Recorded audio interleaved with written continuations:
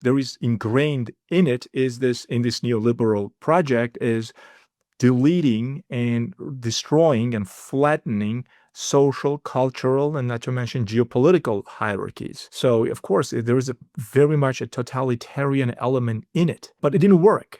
It didn't work for 7 years unless you cajole large swaths of society by violence, and it didn't work in Georgia either. It's not going to work in Armenia, I don't think.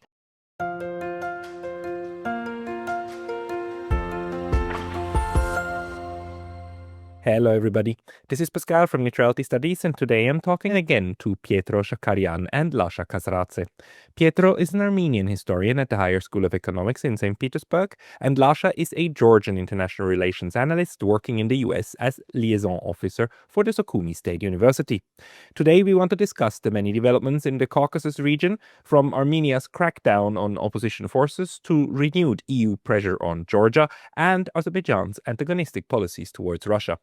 A lot is happening right now. So, Pietro, Lasha, welcome back. Pascal, thank you, Pascal. It's great to be here. Lovely having you both back, because so many things are going on right now. Maybe we start with this crackdown in Armenia against opposition forces, but also against the church.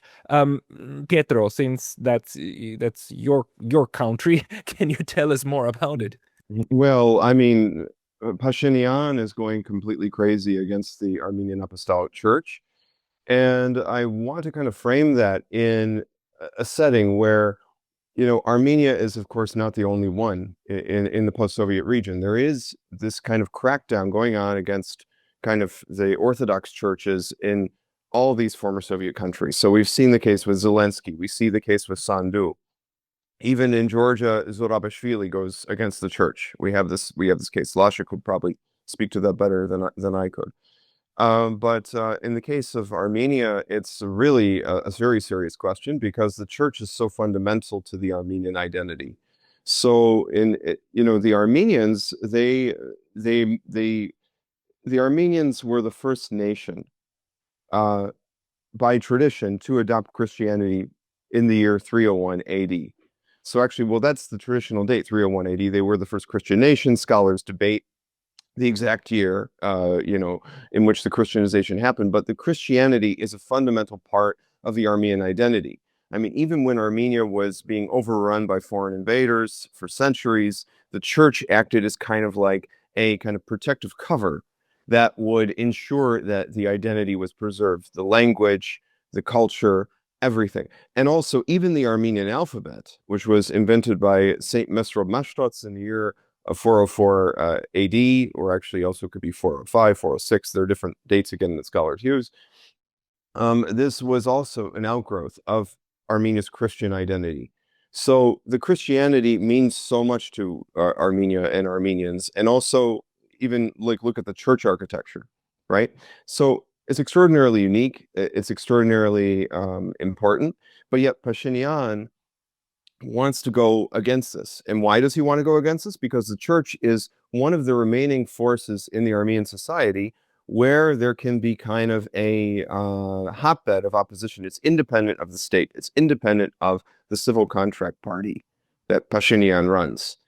And so because of that, because it's an independent force, and because it has massive popular support, right? Now, Pashinyan's ratings, you have to also think about it like this. At one point, Pashinyan, when he came into power, he had very high ratings. And now Pashinyan's approval rating is 13%, less than 13% even. It's really, really gone down. Whereas the church has an approval rating and a public trust rating of up beyond 90%. So you have to think of it like that. The church is an immensely, immensely respected institution in Armenia. And to go against it actually has even hurt Pashinyan even more. So when you see like the Armenian police going to the gates of Echmiadzin is the center of the Armenian Apostolic Church. It's the Vatican of the Armenian Apostolic Church. When you see that happening, where they're going against the church in such a violent, visceral way, people react to that. Pashinyan also uses very crude and very disrespectful language toward the church. He makes insinuations about the personal lives of the Catholicos, even that is to say, the patriarch of the Armenian Apostolic Church, right? So this is extremely serious, business going on. But it also shows that Pashinyan, he's not concerned about his national identity. He's not concerned about really the fate of his country.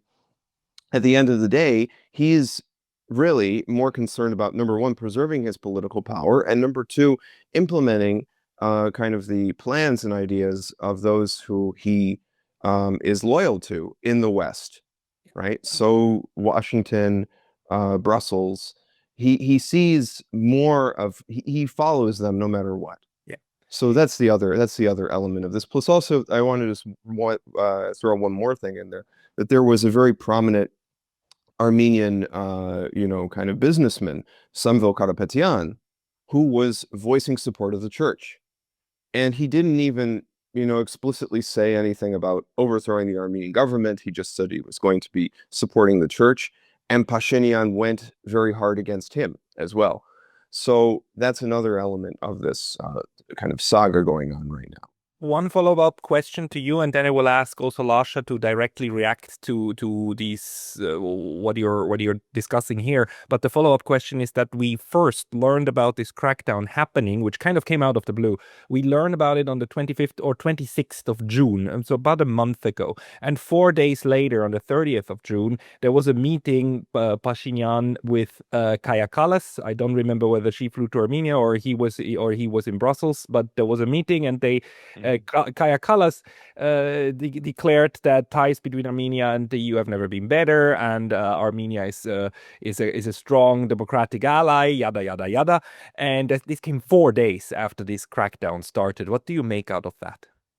Well, I think that a lot of it also goes in the context of what even happened with Iran recently, because when you had the so-called 12-day war, where Trump and Israel were attacking Iran, and there were these very serious threats to Iran maybe being fragmented or partitioned, or there could be a regime change there. There was talk about maybe Netanyahu would succeed in overthrowing the Islamic Republic and bringing in the Shah's son.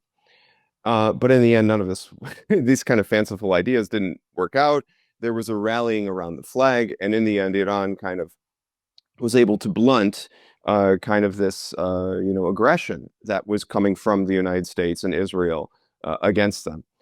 And really what it did was it kind of reinforced in the perspective of both Tehran and Moscow the importance of Iran, and also from the Russian, from specifically the Russian perspective, the importance of Iran and its position in the Caucasus, and the importance of Iran as kind of an important country that would kind of basically that kind of like links, that kind of helps reinforce the Russian position in the post-Soviet South, which is to say the Caucasus and Central Asia, and also kind of connecting in with China and BRICS, right? So it emphasized the importance of Iran, and also it re-emphasized the importance of the Caucasus to both Russia and Iran. So the Caucasus became even more important because, as we also know, in the context of this war with Iran, Azerbaijan was allowing Israel to use its territory to launch these drone attacks on Iran. So suddenly, again, the Caucasus as a whole region,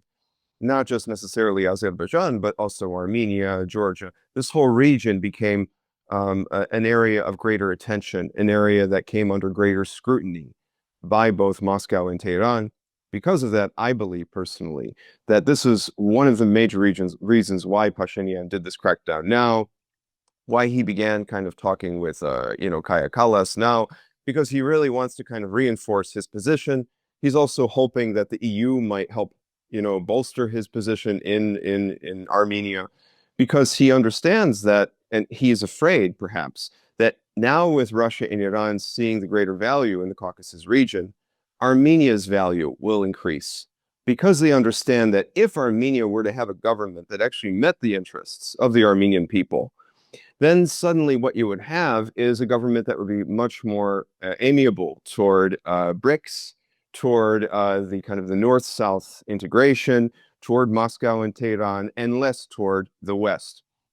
Yeah. But with Pashinyan there, Pashinyan is almost forcing the country against its will to go and be part of the EU Western sphere, even though it's very clear to many Armenians, by the way, that the EU has, it has lost some of its luster. That the reality of the EU and its problems are becoming more and more apparent, even to citizens in the post-Soviet space. So that's kind of the short story. I hope that answers your question. Yeah, and let's not forget that this also comes on the heels of Armenia basically giving up Nagorno-Karabakh. I mean, Azerbaijanis managed to win it over, but Armenia didn't even try to ask the Russians for help. No, they didn't. Said, look, he didn't want so. Lasha, how do you make sense of this, what's happening in Armenia at the moment? Sure. First, comments. I just want to make a few comments on briefly on the church, Armenian church. Indeed, it's part of the national consciousness of Armenia, as it is as the Georgian church is for the Georgians. It's played throughout centuries, since in case of Georgia, I think it was AD 337. Through the King Miriam, when Christianity was adopted. So it's part of the the genesis, if you will, or genetics. And also Saint Nino. Saint Nino. Saint Nino is capital. Yeah, absolutely. I mean, look at it. First of all, I also mentioned it to Glenn, where we are, right? This is Anatolia, this is Cappadocia, this is the Middle East, this is where all this, we basically were formed as nations in the South Caucasus under the influence of the Middle East and wider, as the South Caucasus is being called, the wider Middle East.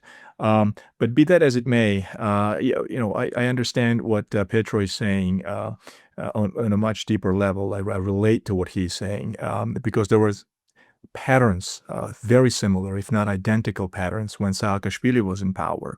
There was a collective perception in the Georgian society that he was going against the grain of sort of the Georgian sociocultural historic background when he was criticizing or going against the church. In other words, politically speaking, and there is some factual evidence for this as well. There was this widely accepted perception that Saakashvili and his United National Movement were against the Georgian church, i.e., sort of the tradition, that was supposed to be that Saakashvili was supposed to be all about modernization of Georgia, right? So these narratives were being constructed, but it really exploded in their faces, and in many respects, church resisted. It kicked in sort of the counter social reaction,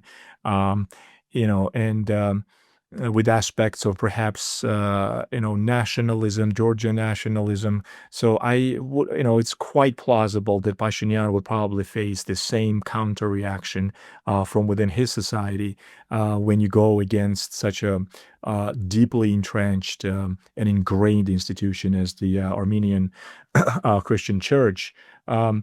These things sort of, touch on a raw nerve. They have a tendency of doing that. You can call them, old-fashioned and impractical and, in need of reforms. But that's something that is so deeply etched within the collective psyche, of Georgia and Armenia, respectively, that. I think I've always thought that politically speaking, strictly, going against it has always been a mistake in the Georgian case. You got to find a common language and a common, platform with which to or upon which to deal and develop sort of domestic politics with such strong institutions as the Georgian Orthodox Church. So I understand where Pietro is coming from on that front, and I do think that this is also driven by the West, similar to that of what was happening in, under Saakashvili's government. Perhaps Pietro would agree with me on this, because this could be motivated or perhaps propelled by, collective West in terms of sort of, I don't want to say modernizing the Armenian society, but certainly causing, creating, difficulties in terms of hurrying up with reforms and et cetera, et cetera, et cetera, et cetera, because, it's this was the case in Georgia. The Orthodox Church was seen as a huge sort of a conservative break, sort of a backward power, social power that was not allowing these neoliberal, neo-economic, Western reforms to be implemented fast enough. Why does this situation remind me so much of, how communism cracked down for 60, 70 years on those churches, didn't manage to eradicate them, and how part of the change that came, that blew up many of the communist governments, actually came from churches, famously, of course, with Poland. I just want to toss in something really quick about this. That actually it's interesting because after some point in the Soviet times, the Soviet authorities had to accommodate themselves with these churches in Armenia and Georgia. In fact, actually, if you talk to some Russians, they even complain that, the communist authorities, the Soviet authorities were harder against the Russian Orthodox Church than they were against the Armenian Church or the Georgian Church, because again, there was that national sensitivity. Because as Lasha says, the church is so infused with the Armenian identity, with the Georgian identity, that it's so hard to disentangle. Actually, in some ways, this is really, yes, there is the precedent of the communism, but in the way that the West is trying to do it, it really is kind of, again, trying to almost, at least with the communism, there was this idea that you're trying to replace the church with like a new kind of social system that benefits the people. There was this idea that they were trying to do something like this. But in this case, what they're trying to do is kind of replace the church, like what Lasha says, with kind of a financialized neoliberal order, right? That, basically where the market becomes your new god. And, you should not your church, not your traditions, not what is close to you, not you, like maybe your, I don't know, your like I said, the alphabet, the rituals, everything that goes with being maybe an Armenian Christian, a Georgian Christian. That this is something that is perceived by these kind of so-called color revolutionary reformers as a threat. And not only in the case of Georgia and Armenia, but also, as I said, with Moldova, we see the same thing happening with Sandu now, also with Ukraine and Zelensky famously going against the Orthodox Church. So there is a pattern here. It needs to be highlighted.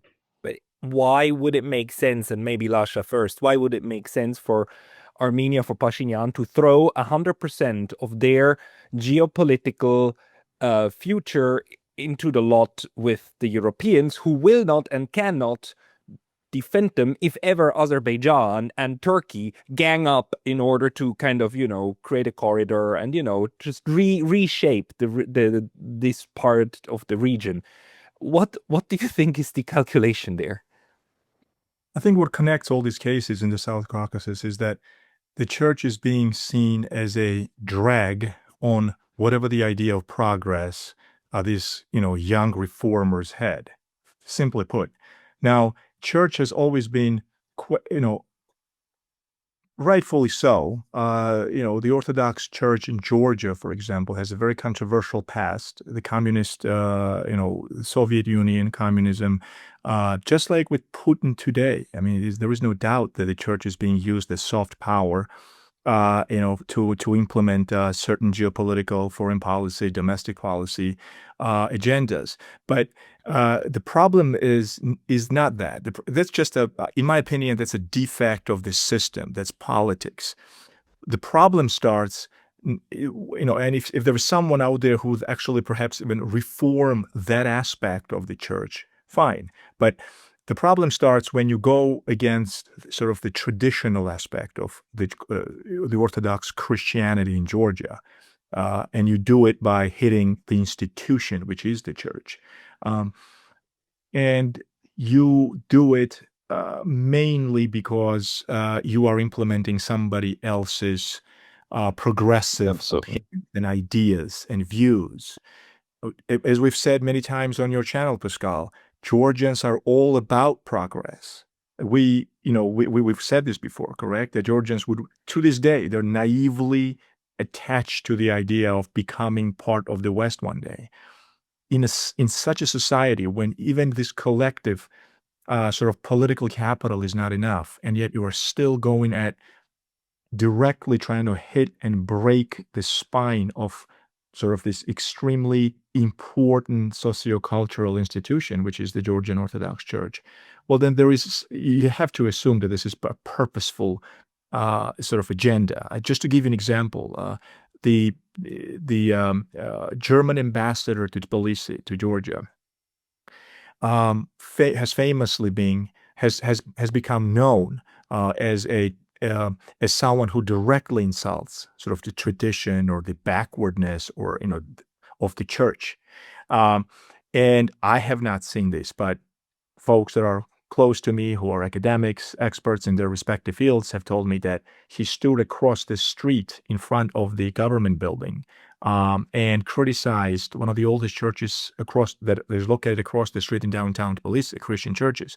So you can tell that Western diplomats not only are they violating so the basic premise of diplomatic practice, of diplomacy, by directly getting involved and advising, so to speak, or encouraging certain political factions in Georgia, but they're sort of really, impudently, if you will, have the audacity now to directly attack the church. And the old traditions, and whatever stems out of the Orthodox Church in Georgia, sanctity of the family, etc. There's conservative values and hierarchies of that nature. So you see how blatant, how far they've come, right? I mean, how blatant they've become in their criticism that Western diplomats are now directly involved in criticizing the host culture, the Georgian culture, and I'm surprised the Georgians have not reacted much worse than they have so far. I'm always thinking, God forbid if Georgian society sort of that whole nationalism kicks in and they start to reject the entire Western experiment in Georgia. And really, I wouldn't want to, there would be another extreme side of this, right? So, which I wouldn't want to see as someone who's, lived and studied in the U.S. for 3 decades. But, this, by the way, attests to the fact that here is Georgia continuing to stay very loyal to the idea of them becoming part of the West. And yet somehow this ham-handed approach by Georgia's partners in Washington, in Brussels, right? And Pietro probably can relate to me with, they're just continuing to it's never enough, basically. They want extreme acceptance of their norms, of their progressive sort of extreme ideology to be accepted without question. And Maria Callas's of the world are basically saying this outright now. Yeah, and I also just want to say this, I'm glad Lasha brought this conversation to this direction, because the EU, actually, as a matter of fact, has been openly applauding Pashinyan on his attacks against the church. They've been openly praising what he's doing. So they're really brazen in terms of their kind of walking on the traditions of the Caucasus region, of the traditional Armenian church, the traditional Georgian church.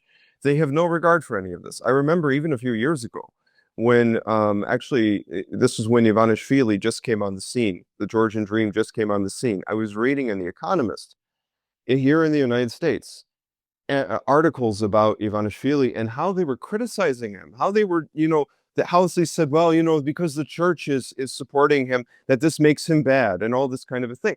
Well, I'm sorry, but the church is a pillar of the traditional Georgian society. What are you going to do? You can't remake, Georgia. At least at least in the case of the Soviet Union, Georgia was a part of the Soviet Union. You could make a case that, well, you can understand at least this is part of one country. There's a national policy to remake the whole country, remake the Soviet Union, or remake the traditional societies within the Soviet Union. But here is a case where you have an independent country, Georgia, or an independent country, Armenia, and you have an outside force completely, which isn't even part of the same state, coming in and telling them how to live, how their church should be, how their society should be ordered.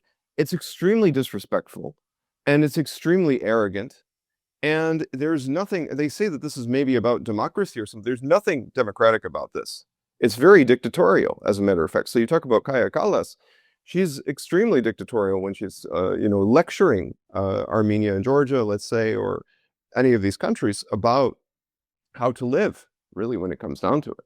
Yeah, I mean, then again, I love repeating this. The Soviet-born daughter of a communist functionary who is now running EU foreign policy. Absolutely. I mean, that she and the Germans are heavy-handed and have zero regard for local traditions and so on is understandable. But isn't this just dumb? Because like the whole spiel of part of Russia today is to say like we help conserve traditions, right? I mean, isn't this going to push both of them, like at least popular perception, into the opposite direction of where the EU would want perception to go? Maybe Lasha and then Pietro. The opposite direction. Well, yes. I mean, this is what I was talking about. Perhaps luckily, I have not seen any radical rejection of this.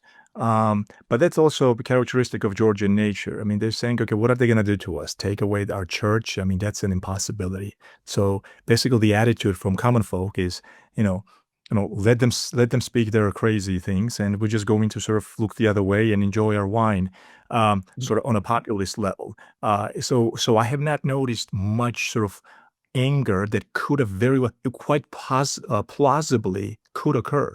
And there were some extremist factions, by the way, that could be, that were used against, sexual minorities, whatever. So that, as a symbol of resistance against this neoliberal progressivist ideas. But very quickly, I just wanted to add, Pascal, our good colleague, Professor Gibbs's whole idea, not idea, but factual evidence, historic evidence of these people starting out as Trotskyist.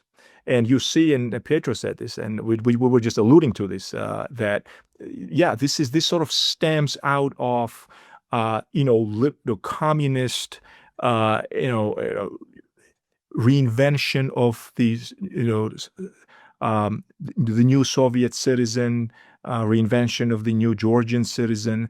These patterns were very much present when Saakashvili was reforming, quote unquote, the society. So that was part of it, no doubt. I mean, this historic evidence that leads back to this, that this whole ingrained in it is this, in this neoliberal project, is deleting and destroying and flattening social, cultural, and not to mention geopolitical hierarchies. So of course there is very much a totalitarian element in it. But it didn't work. It didn't work for 7 years. Really, unless you cajole, large swaths of society by violence, and it didn't work in Georgia either. It's not going to work in Armenia, I don't think. I think aiming to transform the society from a socio-cultural perspective, from turning their own history upside down, that will always be extremely sensitive, and it's just now they will face resistance. But fortunately, though, I would say since before, I would say 2014 and the whole Ukraine crisis, and then of course before that 2008, this was sort of the tail end of the neoliberal project, and in many respects, Georgia survived that, because had it been to the extent that it once was, when John McCain would travel to Georgia, or that he would stand at Maidan, or that whole sort of the apex of neoconservative power, then Georgia might not have survived it. But I think luckily this whole shift towards multipolar world, I think, helped it. I also want to just add, too, that I think Georgia, probably more than any other country in the region currently, understands really where the world is going. I mean, the Georgian elite, that is to say the Georgian dream, Bidzina Ivanishvili, they understand better than any of the other ruling elites in the Caucasus now that the world is going toward multipolarism, and that, Georgia in this context, the whole pro-Georgian policy makes, a lot of sense. Not only does it make a lot of sense, but it fits perfectly. It's perfectly in tune with where the world is going now. Pashinyan is out of tune with where the world is going now. He is swimming against the current. He thinks that the EU is the future, right? I don't know why he thinks that because look at you would have to be blind not to see where the situation is going now, where that the EU has never been more fragmented, more in crisis than it is at this moment, and more out of touch with the citizens. So they talk about democracy, but Merz is talking about maybe, he's thinking about a future war with Russia. He's thinking about, rearming Germany. He's not thinking about the well-being of Germans, and same as Macron is not thinking about the well-being of the French. Or if you were to go outside the EU, where we look at Mr. Starmer, how Mr. Starmer does not care about the well-being of the English, the Scots, and the Welsh, let's say, or the Northern Irish. That's what we're dealing with right now. But we're dealing with a Europe that is not democratic. The elites are completely cut off with the people. And But in this sense, Armenia, to me, seems pretty much in tune with what's happening with the European Union, because it seems to me that Pashinyan is also completely out of touch with how probably a large majority of the Armenian public would like the country to move, not necessarily geopolitically, but at least when it comes to the church. And the one thing we must say is that the Europeans and the neoconservative movement in the United States, they never give up, do they? No, they never give up. Lasha, they're right now trying again to crack down on Georgia, maybe not with protests, but the EU is saying, unless you change and you take back that transparency law about your NGOs, unless you make it intransparent again, we are threatening you we take away your visa-free travel. I mean, that's a pretty harsh measure. Not only that, Skal, but this Carlos now is talking about canceling the visa-free travel status for Georgia into the for Georgians into EU. This is the extreme side of this ideology. So not to mention the accusations of this government being less democratic. I mean, this makes absolutely no sense. It defies logic. It defies rationality. It makes absolutely no sense. I live here. I've been here for 2 months now. I study this country. I observe it. Factual evidence isn't there to support these claims.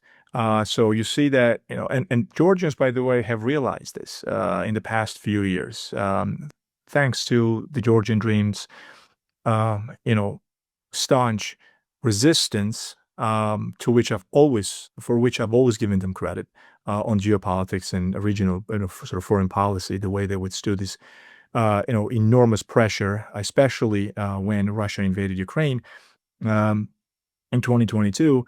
And so they thought that this was yet another chance. And now with this situation with Armenia, with Pashinyan going shaking hands with Erdogan, I think this is sort of a much a weaker attempt, sort of 2.0 of the same thing. Perhaps I'm generalizing, but it's impossible to look at this any other way. The region, let me just sort of shift to sort of regional geopolitics, if you don't mind. There was this, strategic split, and Pietro probably will agree with me on this, between obviously the Turkic world and Russia, Iran, Armenia, where, strictly speaking, geopolitically, would make much more sense for Armenia perhaps to at least step back and reevaluate what's happening, right? Because with Armenia being supported by Iran, Zangezur corridor, I think a shrewd, pragmatic, sort of, deep thinking on these issues would indicate that following the Turkic world, if you will, or they're getting excited about the idea that all of a sudden now Macron of France will save Armenia. And by the way, have you noticed how no one, I mentioned this yesterday with Alexander, actually, that no one is talking about Armenia's loss of Nagorno-Karabakh. However, I'm not interfering here in Armenia's affairs, or however they perceive that this 35 years of tragedy. But we all know how hard they fought, right? Yeah.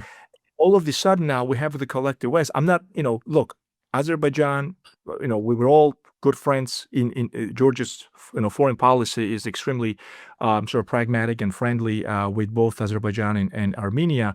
That's a different argument in and of itself. But no one in the West says, okay, you guys have nothing. You lost everything, and yet they're being, in other words, the major geopolitical and sort of in terms of Armenia's sovereignty, a major shift took place, right? A tragic change took place. Yeah.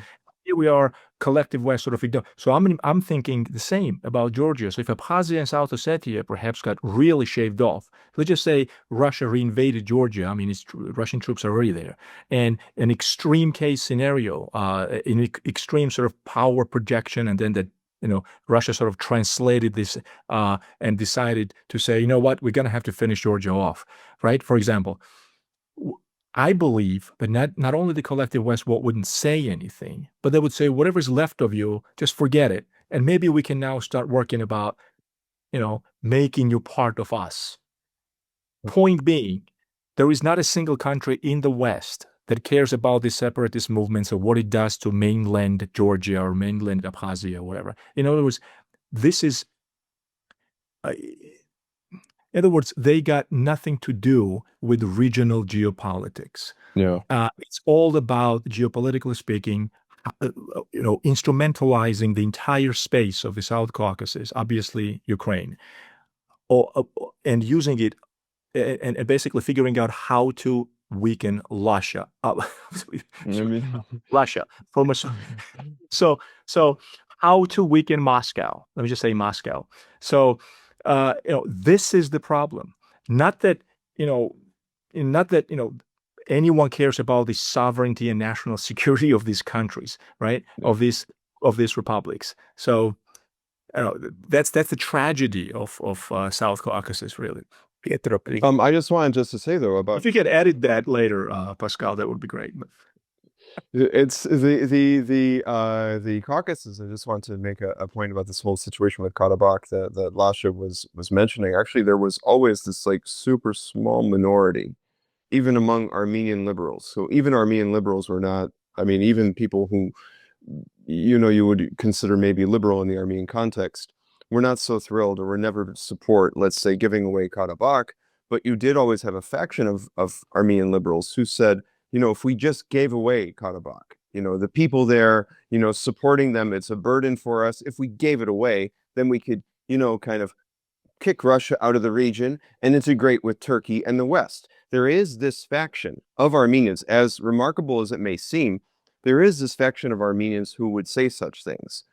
And so Pashinyan is really following in that playbook, thinking that if we sacrifice Armenian national security, if we give away, it's not only just giving away the land of Nagorno-Karabakh or the land of Artsakh, as the Armenians say, but giving away the history, the churches, the identity, that this was a land where there were Armenian principalities, going back to the original Russian expansions of the Caucasus in the 1720s, or the Peter the Great's Caspian campaign. You had the alliance with the Armenian Meliks of Sunik or Zangezur and Karabakh with Vakhtang VI of Georgia, hoping that the Russians would come down. So there's a long history here. And most importantly of all, the self-determination of the Karabakh people. The Karabakh Armenians wanting to determine their own future, right? And this is a very distinct subgroup of Armenians. They have their own dialect. It's almost like, kind of it's like the main part of Georgians versus, let's say, Mingrelians. So Karabakh Armenians are almost like Mingrelians. They're their own kind of distinctive people within the Armenian context.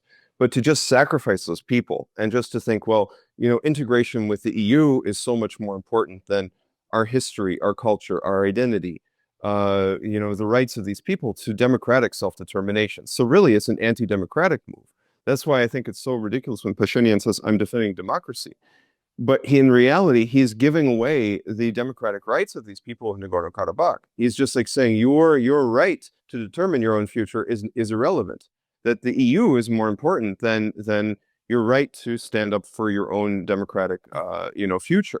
So that's what I think is so important about this. That's why I really think it's important to highlight how these kind of these geopoliticians in Washington or Brussels, just like Lasha says, they don't care about the South Caucasus. They don't care about Abkhazia or Artsakh or any of these regions. All they care about is how can we use this region as a bludgeon against Russia, and how maybe can we integrate these people in kind of the financialized neoliberal order that we're creating here. They don't care really about the well-being or the future or certainly the democratic rights of the people of this region. Because if they did, it would be a completely different story. If I may just very quickly. Okay, go ahead. No, I just need to add, it's not just these politicians and it's not just Pashinyan. It is the entire system now that kind of is now working toward a new reality, especially for the Caucasus, in which these long-believed or long-held beliefs that, borders are negotiated, if at all, and we will remain what we are is obviously not true anymore. The Europeans don't give a damn about Azerbaijan just like changing borders by force and expelling 100,000 Armenians like from Nagorno-Karabakh. They don't care about Azerbaijan actually then functioning as a launching pad for attacks on Iran. Azerbaijan obviously has some let's say motivations towards the Azeri population in Iran, and all of this is leaving the Caucasus in a very precarious state, isn't it? And again, like Georgia, 2 of Georgia's provinces are still under Russian under direct Russian control. I mean, the entire Caucasus seems to be slowly but seriously not disintegrating but changing. I mean, the by power by force, isn't that a huge problem actually? I think this is actually, also maybe Lasha first and then Lasha. Let me I'll just very briefly, this is also part of this whole sort of coming together of the Eurasian geopolitical space as it affects the South Caucasus. Mind you, notice these recent changes are really sort of diplomatically revolutionary. I mean, Azerbaijan regaining its territory, right? For example, no outside Western power doing anything about it. Not even Russia did anything about it. But by the way, that doesn't mean that there was this whole separate sort of analysis on security, right? So, but in terms of sort of soft power, geoeconomics, there is no doubt that Azerbaijan has become sort of the leading country among the 3 South Caucasian republics, even though all those scandals just took place recently between Baku and Moscow. I think it is understood in Baku that that stops there, right? There won't be crossing some national security and geopolitical interests of Russia. They're not foolish enough to do that with this whole talk of Erdogan placing troops in Baku. I think that conversation was shut down very quickly. But what I was going to say was that the irony here is that if there is a chance, for example, for Georgia in this case, to restore its sovereignty fully and territorial integrity, it will have to happen via Moscow. Yes, perhaps the third, state that will have to sit, even if it comes to that, will have to sit at the table, and it will be Washington, it will be the United States, perhaps. But generally speaking, if you look at history, if there is a chance that even in the early 90s, or even shortly after Saakashvili came to power, Moscow's attitude, and I'll probably be chastised for this, was step by step, let's work together, right, with Georgia and see what we can do. And this also reminds me when Zelensky came to power, got elected, and he said, we don't want any problems with Russia. Remember that. He even tried, he met with Putin. He said, and then immediately something kicked in Washington and Brussels, and they said, wait a minute, is this guy going to develop some sort of friendly relations with Moscow? Yes. Well, that's unacceptable. So we're going to have to do everything in our power to do Maidan, to do, to provoke Russia, and then end up with, February of 2022, Russia's invasion of Ukraine. In other words, there is this inherent behind the scenes work going on that does not allow for peaceful outcomes to take place within the region. By having some sort of a pragmatic, a mutually beneficial relationship between these small republics and Russia. And there will always be a disadvantage, strategic disadvantage, political, economic, military, of course. But I've always believed that there is no, there's few sort of rationale is not strong enough for this in the post-Soviet space, in the post-Soviet Russia, to have this continuing conflicts.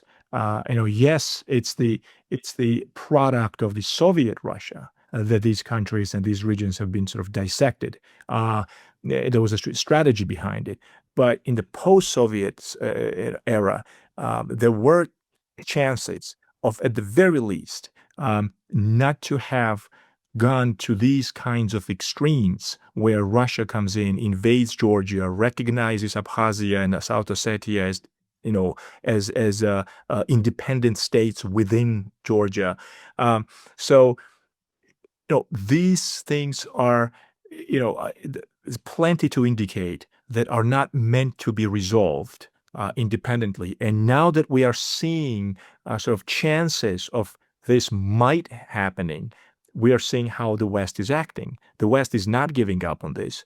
And the idea that somehow independently South Caucasus can take care of its own business with Russia, with Iran, with Turkey, with that is unacceptable.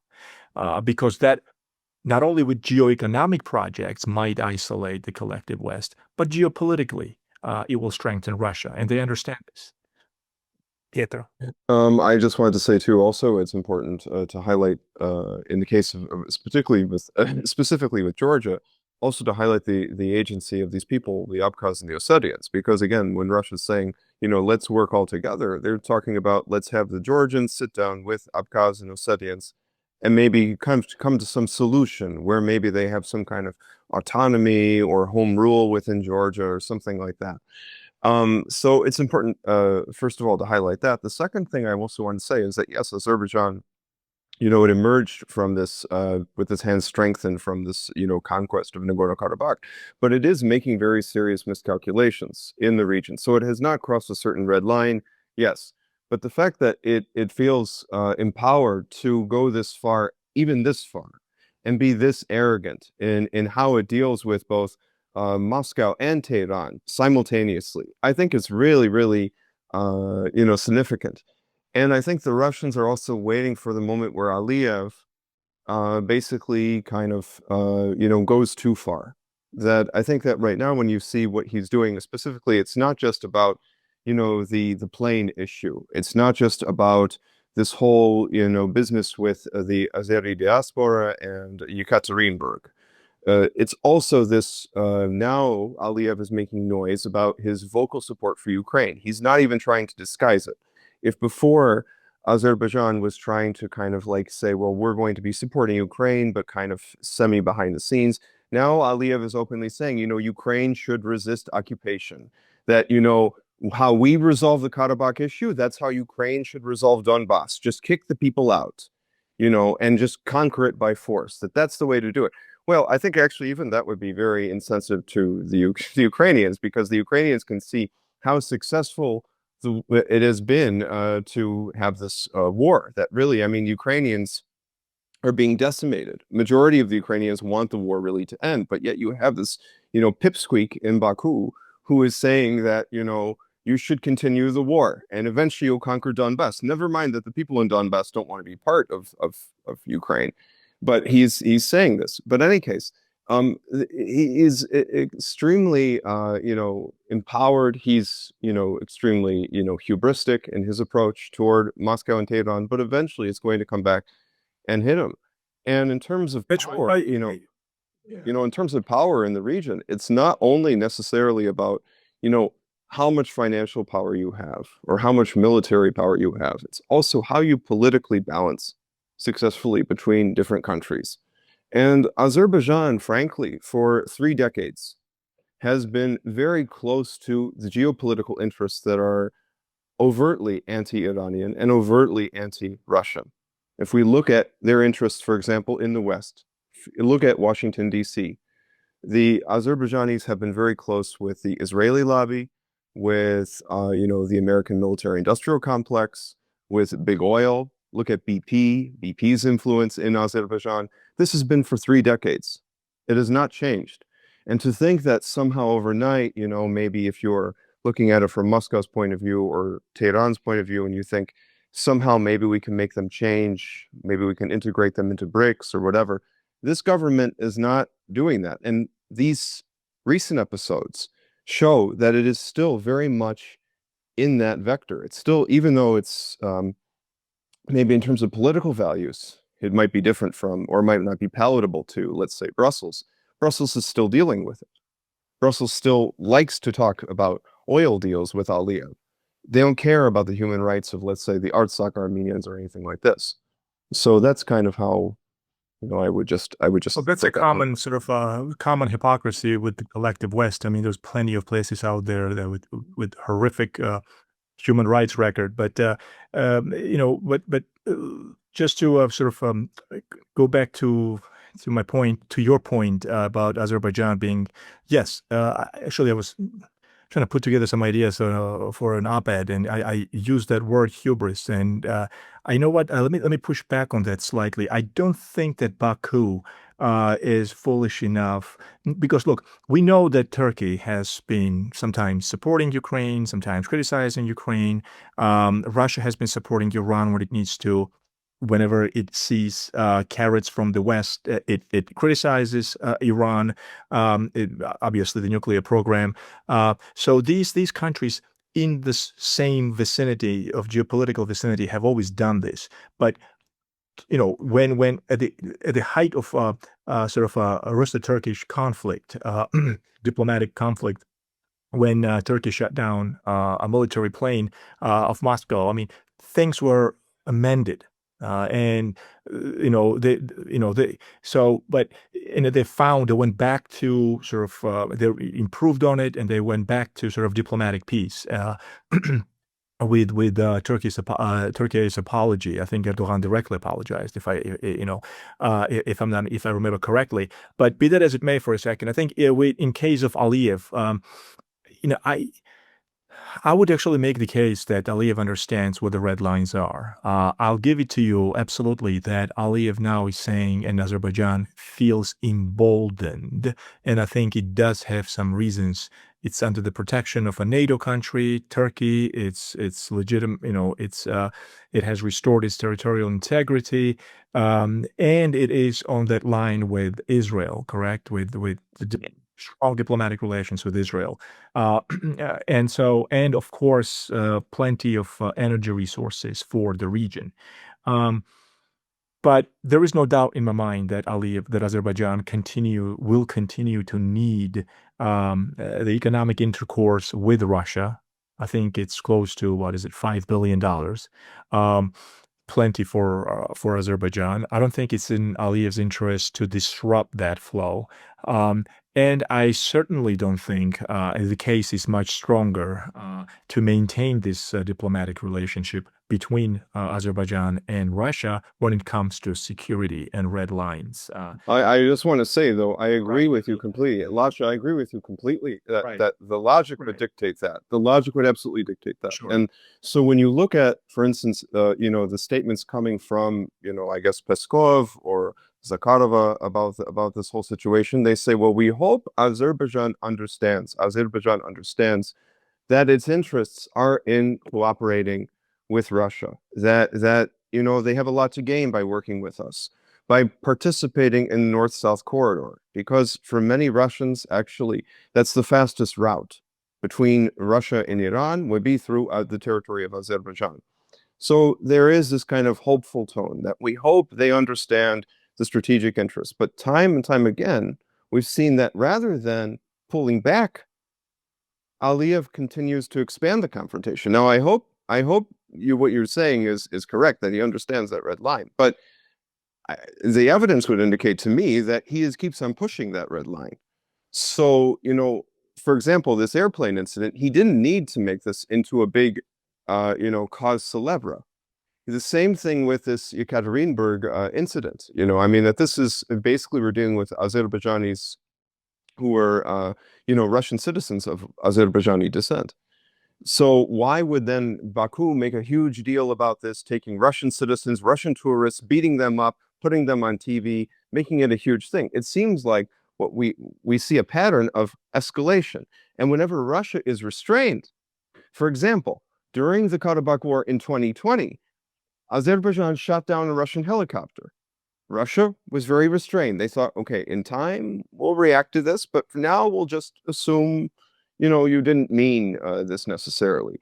When Azerbaijan shot Russian officers during the ethnic cleansing of Karabakh, Russia was very restrained. All right? And yet, regardless of all of this, Azerbaijan has taken advantage of the Russian restraint to push and push and push. And now you see So let me ask you this. Yeah. Do you think there is this Western hand in this? Because this was definitely diplomatic definitely- brouhaha. This was so. Yeah. I definitely do. I definitely think Aliyev, first of all, as I said, he has extensive ties that have been cultivated for 3 decades, perhaps even over 3 decades, with these very strong Western interests that have always wanted to, attack Iran, that have always wanted to really even balkanize Iran. When we talk about this idea of promoting separatism in Azerbaijan, which, by the way, Iranian Azerbaijanis don't want to separate from Iran. They're comfortable being part of Iran. You just even ask, the Supreme. I'm with you on that. All right, yeah, absolutely. So they're not. No, but this is not necessarily realistic. But it doesn't mean that the danger of trying something like this isn't there. Like I would have said, it's foolish to have a war against Iran, but yet that didn't stop Israel and Trump from attempting to, obliterate the Iranian nuclear program. But any case, no, I just wanted to say, do you want to add something about this? I just need to add, let's not forget that we are right now getting the blueprint for Azerbaijan, how this could go down with, Azerbaijan, maybe if it gets lucky, gets to do 2 parts of Iran, what Israel is currently doing to Syria, right? And then once the state starts falling apart, you move in, you're a protective force for the minorities, and you create your corridor, you create your buffer zone, you annex your Golan Heights, and so on and so forth. I mean, all of these precedents, it's not just Kosovo and the Balkans that show us like what the West is willing to support. It is right now the Middle East, like very, very close, right? Just down there, where we now see how all of this can be broken apart. And this is one more question, first to Pietro and then also to Lasha. This example that is being created on the Palestinians and the population of Gaza, that even a genocide is possible. How does that impact, especially Armenia, which has its own genocide history? I mean, is there an impact of this? Yeah, well, first of all, the Armenian people, by and large, the Armenian people overwhelmingly sympathize with the people of Palestine, and they sympathize with the people of Gaza amid this whole genocide. And frankly, I think the Armenian government should be even joining forces with South Africa and Ireland opposing genocide in Gaza. That's my take on it, and that's also my analysis on it, what I perceive. But also, it's the case that Armenians have seen for a long time now that Azerbaijan has been very close to Israel, that Israel has been sending weapons to Azerbaijan in advance of this, attack, in advance of this ethnic cleansing on Nagorno-Karabakh. Many Armenians, even when they look at Gaza, especially Armenians in the Middle East, in places like Lebanon, in Syria, when they look at Gaza, they say that, well, this was tried out before. And I don't necessarily mean in 1915. I mean that they even perceive that Azerbaijan's so-called anti-terrorist operation to ethnically cleanse Artsakh was seen as a precursor to what could be accomplished. If, Azerbaijan, supported by Israel and by Turkey and by NATO, can go in and ethnically cleanse Artsakh and nobody does anything, then what can stop Israel from doing that against the Palestinians in Gaza? So there is a precedent that is set by doing something like that. In the case of the larger geopolitical context, we have again there was this idea of the Primakov triangle, kind of going back to Primakov, the great kind of Russian, foreign policy guru. Kissinger, yeah. Yes, absolutely. And so, but he was thinking more in terms of India, China, and Russia.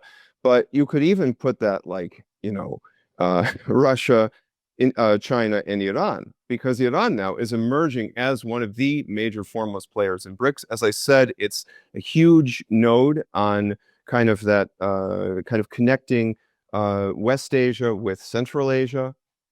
And so it's of enormous importance for the One Belt, One Road initiative, also for Russia trying to shore up its influence in the post-Soviet South. And so there would be, again, kind of an effort to really kind of undermine this, to really kind of push back against this. And Aliyev, like I said, for all this time has been very integrated with those exact forces that want to advance this agenda. I mean, we see that he is the one, together with Mr. Erdogan, who is supporting what is going on in Gaza, that 60% of Israel's oil is coming from Azerbaijan through Turkey to Israel.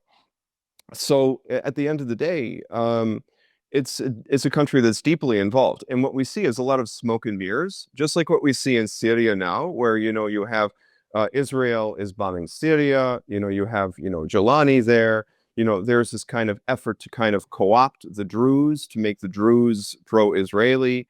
And so there's a lot of smoke and mirrors in this, and certainly in the case of the Caucasus as well, where Aliyev pretends at one point, like, yes, I'm somebody who looks at the world in a very kind of BRICS-like way, and that I view that we're moving into the multipolar moment and all that. But in truth, he is not looking at it like that. In truth, he's still very close to, he sees a world where the United States, where Israel, where Brussels, those he still views as the dominant forces. And that if he collaborates with them, that he can even gain some territorial dividends. Let's say if Iran were, to be broken up or something like that. That brings me back all the way to Georgia, when I am saying that Georgia, I think, is the one country in the region that really understands fundamentally what the multipolar moment means, what BRICS means. And that's kind of more or less how I see it. I think the Georgian dream is the most pragmatic force in terms of the Caucasus in this regard. I see it in the same way, but the last 2 minutes of today's discussion go to Lasha, please. Sure. Let me just stick to regional geopolitics here,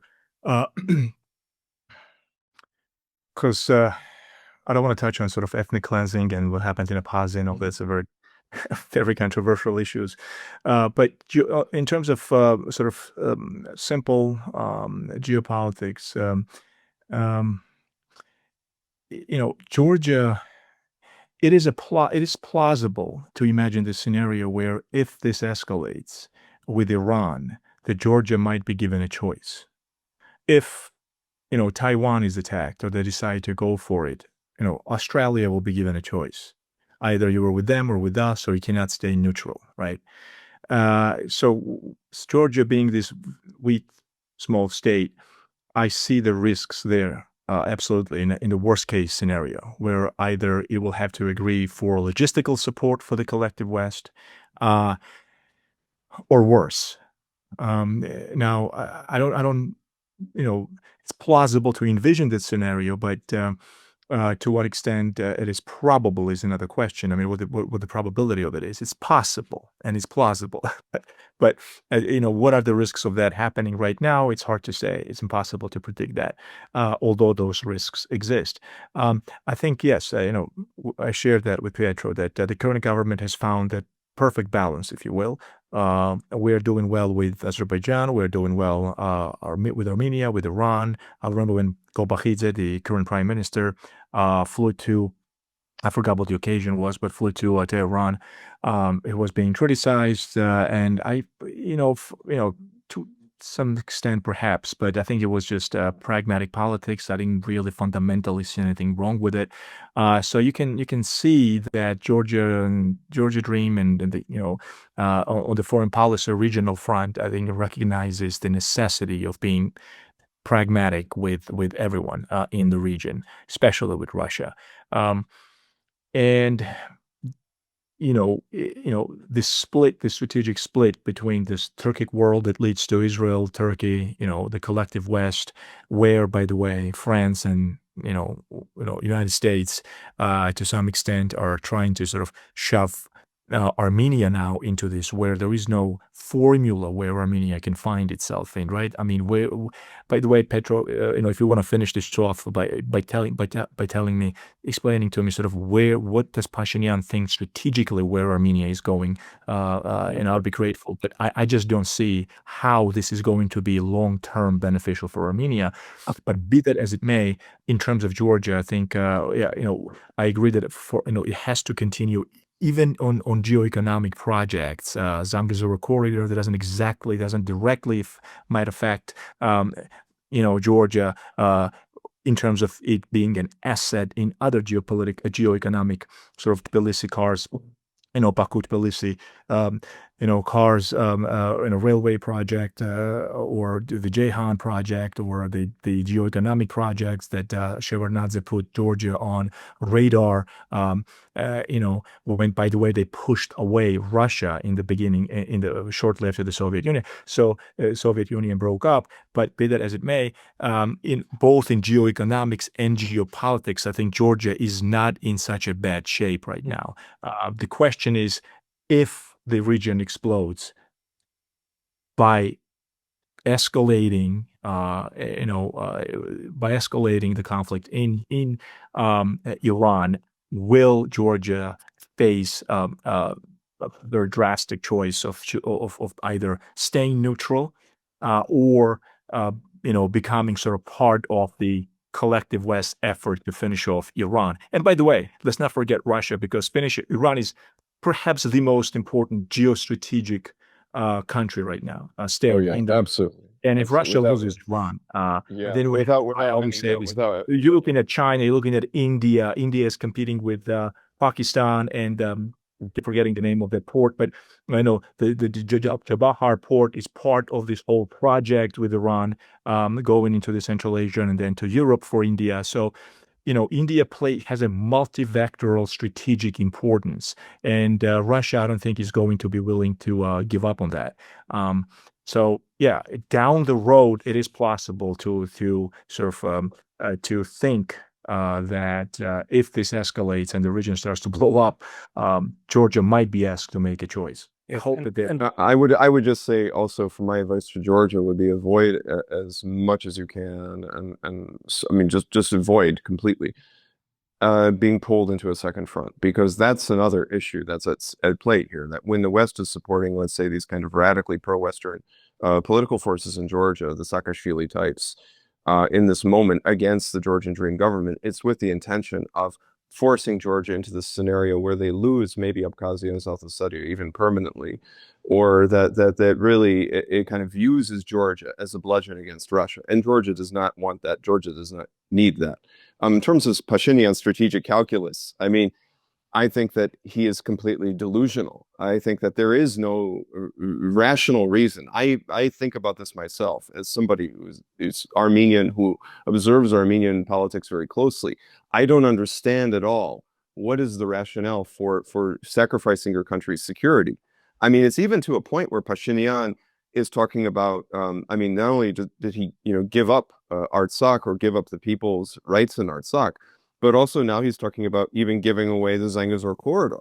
There was recently a statement by Trump's envoy to basically to Turkey, who said that, maybe we should buy the Zangezur corridor. So like this hyper-transactional approach is, I guess, coming to the Caucasus now, where before they were talking about buying Greenland. Now they're talking about buying Zangezur. They're talking about buying Sunik, so this, I think, is extremely dangerous, and I don't see any strategic calculation. Actually, I think Pashinyan, frankly, is acting on the orders of external forces. There's no other way to explain it. Is he acting on behalf of Armenia's national legitimate security interests? No, he's not doing that at all. He's acting on behalf of those forces that want to use Armenia and want to use Georgia and even Azerbaijan against Russia and against Iran. Right. So that's how I perceive it in the end. And let me It's impossible to envision this or to analyze this, like with, for example, with the problem with Iran right now, Israel's bombing of Iran, without this larger picture you just mentioned, by the way. So, Pascal, sorry. Yeah. Yeah, and let me just end this also by saying that historically speaking, the forces that do not accept neutral solutions, win-win solutions or independent solutions, is not the Russians, it is the West.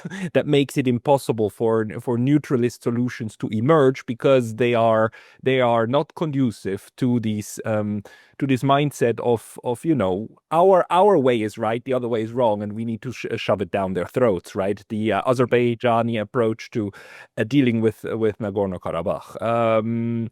So I must say, like, these neutralist approaches in order to further national interests needs to be heavily fortified against.